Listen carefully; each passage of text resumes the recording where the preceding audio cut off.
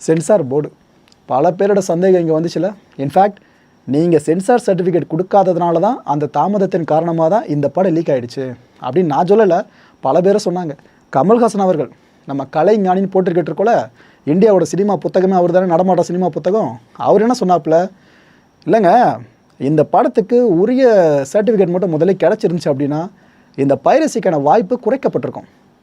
ஆனால் அந்தளவுக்கு டிலே பண்ணதுனாலேயே அதுவும் ஒரு காரணமாக அமைஞ்சிருச்சு அப்படின்னு சொல்லியிருந்தார். இதில் சென்சார் பக்கம் பல பேர் திரும்ப ஆரம்பிச்சிட்டோமா, அவங்க விளக்கம் கொடுக்காமல் இருந்தால் சரியாக இருக்காதுல்ல, விளக்கம் கொடுத்துட்டாங்க. சென்சார் போர்டு என்ன சொல்லுது, எல்லாம் எங்களை சந்தேகமாக பார்க்க வேணாம், நாங்கள் எதுவும் பண்ணலைன்னு சொல்லியிருக்காங்க.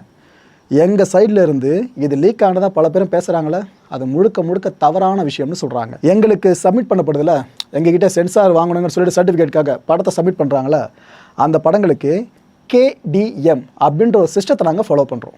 அதாவது கீ டெலிவரி மெசேஜ். இதைத்தான் இவ்வளோ காலமாக நம்ம ஃபாலோ பண்ணிகிட்டு இருக்க பேட்டர்னு. இதில் பாஸ்வேர்டு ஒன்று ரொம்ப ஸ்ட்ராங்காகவே கொடுத்துருப்போம். அதை தாண்டி படம் லீக் ஆகிருக்கலாம், வாய்ப்பே கிடையாதுங்க. எங்ககிட்ட இருக்கும்போது லீக் ஆகிருக்கலாம், வாய்ப்பே கிடையாது.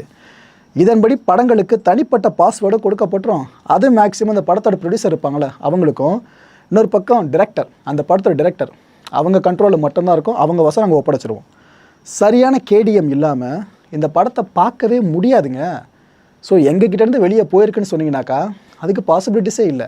பாஸ்வேர்ட் சார்ந்தும் ப்ரொடியூசருக்கும் டைரக்டர் மட்டும் தான் தெரியுதுனாக்கா அவங்கள தாண்டி தான் படம் போயிருக்கணுன்ற மாதிரி சொல்கிறாங்க. ஸ்டேட்மெண்ட்டோட சாராம்சம் புரியுதா? ரைட்டு.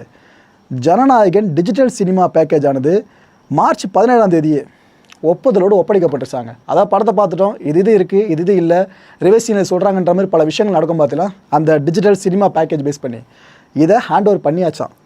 அன்னையிலேருந்து இன்னைக்கு வரைக்குமே அந்த படக்குழு கிட்ட தான் இது சார்ந்த எல்லாமே இருக்குது. இதில் எங்களை கை காட்டுறது எப்படிங்க ஏற்றுக்க முடியும்னு சென்சார் போர்டே விளக்கம் கொடுத்துருக்கு. எப்படி இருந்தால் சென்சார் போர்டை எது சார்ந்து விளக்கம் கொடுக்க வச்சிட்டாங்க பார்த்தீங்களா. அவ்வளோ இந்தியா முழுக்க எதிர்ப்புகள் பதிவானா வேறு அவங்க என்ன பண்ணுவாங்க? ஏன்னா இந்த விஷயத்தை பொறுத்த வரைக்கும் சூர்யா சாராக இருக்கட்டும், சிவகார்த்திகேயன் சாராக இருக்கட்டும், ரஜினி சார், கமல் சார்னு பல நடிகர்களும் பல உச்ச நடிகர்களும் இந்த விஷயத்தில் ஜனநாயகன் படம் லீக் ஆனதுக்கு எதிராக நின்னாங்க. அதோட விளைவோ என்னவோ சென்சார் போர்டே ரியாக்ட் பண்ணியிருக்கிறேன்.